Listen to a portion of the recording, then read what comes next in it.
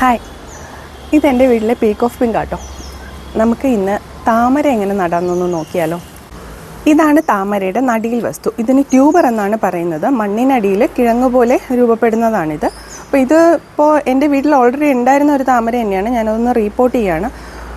ഇത് റീപോർട്ട് ചെയ്യുന്നത് എങ്ങനെയെന്ന് നോക്കിയാൽ, ഇപ്പോൾ ഇത് വേരുള്ള ഒരു ഭാഗം കൂടിയാണ് ഞാൻ എടുത്തിട്ടുള്ളത്. അപ്പോൾ ഈ ചെറിയ വേരോട് കൂടിയിട്ട് നമുക്കിത് പ്ലാന്റ് ചെയ്യുന്ന അല്ലെങ്കിൽ റീപോർട്ട് ചെയ്യുന്നത് എങ്ങനെയെന്ന് നോക്കാം.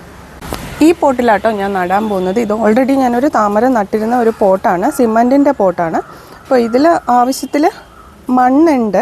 ഇതിലേക്ക് നമുക്ക് കുറച്ച് വളം, അതായത് ചാണകപ്പൊടിയും കൂടി മിക്സ് ചെയ്ത് നമുക്കിതൊന്ന് നടുന്ന രീതി നോക്കാം.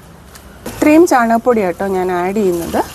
ഇതൊന്ന് ആഡ് ചെയ്തതിന് ശേഷം നന്നായിട്ട് മണ്ണിൽ മിക്സ് ചെയ്യുക.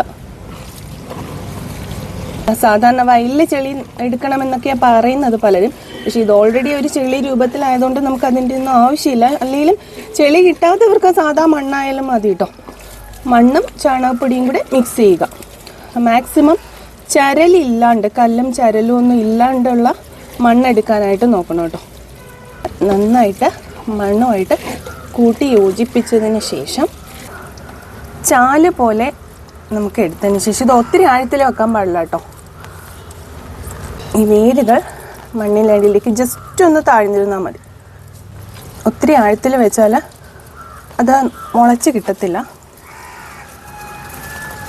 ഇത്രയേ ഉള്ളൂ. ഇതിൻ്റെ മുകുളങ്ങൾ മേളിലേക്ക് നിൽക്കുന്ന വിധം, ഒരല്പം മണ്ണിൽ താഴ്ന്ന വിധം നടുക. ഇനി ഇതിലേക്ക് ഒരല്പം കൂടി വെള്ളം, ഒത്തിരി വെള്ളം ഞാൻ ഫില്ല് ചെയ്യാറില്ല, അല്പമേ വെള്ളം ഫില്ല് ചെയ്യാറുള്ളൂ. ഇത് ഇലകൾ വളർന്നു വരുന്ന അനുസരിച്ച് മാത്രമേ ഞാൻ വെള്ളം ഫില്ല് ചെയ്ത് കൊടുക്കാറുള്ളൂ. ഇതിലേക്ക് നമ്മൾ വെള്ളം നിറയ്ക്കുവാണ്. വെള്ളം കലങ്ങും കേട്ടോ. എന്തായാലും മണലും ഒക്കെ ആയതുകൊണ്ട് വെള്ളം കലങ്ങും. അത് ഗ്രാജുവലി അത് തെളിഞ്ഞ് വരത്തേ ഉള്ളൂ.